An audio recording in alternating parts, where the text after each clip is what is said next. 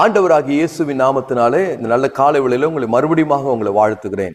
தானியேலின் புஸ்தகம் 9ஆம் அதிகாரம் அதனுடைய 23வது வசனத்தில் வாசிக்கிற பொழுது, நீ மிகவும் பிரியமானவன், ஆதலால் நீ வேண்டிக் கொள்ள தொடங்கின பொழுதே கட்டளை வெளிப்பட்டது, நான் அதை அறிவிக்க வந்தேன்.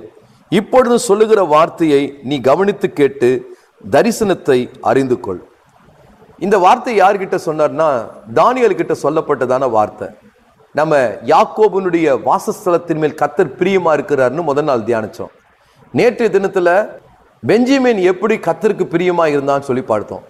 இன்றைக்கு தானியேல் என்று சொல்லக்கூடியதான இந்த பரிசுத்தவானை குறித்து பார்க்கிறோம். இந்த தானியேல் ஜெபித்து கொண்டிருக்கிறார். ஜெபிக்கிற நேரத்தில் கேப்ரியேல் தூதன் வந்து இந்த தானியேலை பார்த்து சொன்ன வார்த்தை தான் இந்த 23ஆம் வசனத்தில் படிக்கிறோம். என்ன சொன்னார்னா, நீ மிகவும் பிரியமானவன். இந்த தானியேல் வந்து பார்த்தீங்கன்னா தேவனுக்கு மிகவும் பிரியமானவனாக இருக்க காரணம் என்ன அப்படின்னு பார்த்தீங்கன்னா, உங்களுக்கு எல்லாருக்கும் தெரியும், யூத ஜனங்கள் 70 வருஷம் பாபிலோன்ல அடிமையாக இருக்கிறாங்க. அடிமையாக இருக்கிற நேரத்தில் இவங்கெல்லாம் 70 வருஷத்துக்கு முன்னாடி சிறைப்படுத்தப்பட்டு பாபிலோன்ல போய் இவங்க குடியிருக்கிறாங்க. இந்த பாபிலோன்ல குடியிருந்ததான தானியேல் நாட்களை தொகையிட்டு பார்க்கிறான். தொகையிட்டு பார்க்கிற பொழுது 70 வருஷம் ஆயிடுச்சு.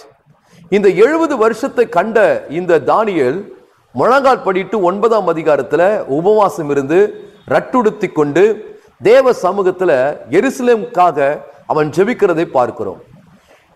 இந்த வசனத்தில் அடிப்படையாக கர்த்தர் இவன் மேல பிரியமா இருக்க காரணம் என்ன அப்படின்னு கேட்டீங்கன்னா, அதற்கு 2 காரணம் இருக்குது. முதல்ல காலங்களையும் அதனுடைய சமயங்களையும் அவன் கண்டறிந்து, 2வது தேவன் சொல்ற வார்த்தைக்கு கீழ்ப்படுகிறான். இன்னைக்கு நான் காலையில சொல்றேன், கர்த்தர் உங்க மேல என் மேல பிரியமா இருக்கணும்னா காலங்களை பாருங்க, சமயங்களை பாருங்க. இந்த காலம் எப்படிப்பட்டதான காலம்?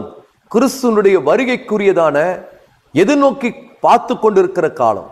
இந்த நேரத்துல ஆங்காங்கே நடக்கிற சம்பவங்கள், கடந்த வாரத்தில் கூட நமக்கு தெரியும், அமெரிக்க தேசத்தில் நடந்ததான ஒரு பெரிய தீ விபத்து, ஒரு பட்டணமே அழிஞ்சு போனது. இதெல்லாம் எதற்கு ஆரம்பம் என்று சொன்னால், கர்த்தருடைய வருகைக்கு ஆரம்பமாக, அவருடைய வருகைக்கு கூறியதான அடையாளங்களாக நாம் பார்க்கிறோம்.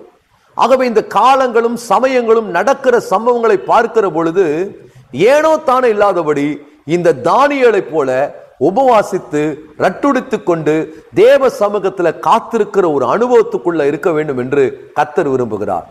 நம்ம எதையோ அறிந்து ஆயத்தமாகிறோம். ஆனா இன்றைக்கு நடக்கிற சம்பவங்கள், எங்க பார்த்தாலும் துருபதேசங்கள், எங்க பார்த்தாலும் தேவனுக்கு விரோதமான காரியங்கள், சபைகளுக்குள்ளே நடக்காத காரியங்கள் இன்னைக்கு சபைக்குள்ள நடக்க ஆரம்பித்திருக்குது. இதெல்லாம் பார்க்கிற பொழுது நாம் எதை அறிந்து கொள்ள வேண்டும் என்று சொன்னால், இயேசுவின் வருகை சமீபமா இருக்கிறது. அதற்காக நாம் ஆயத்தமாகணும்.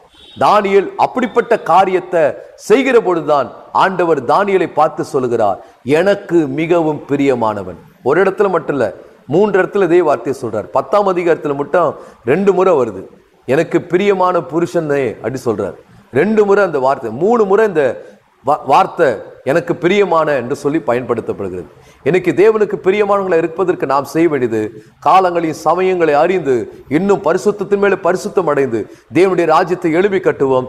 ராஜா சீக்கிரம் வரப்போகிறார்.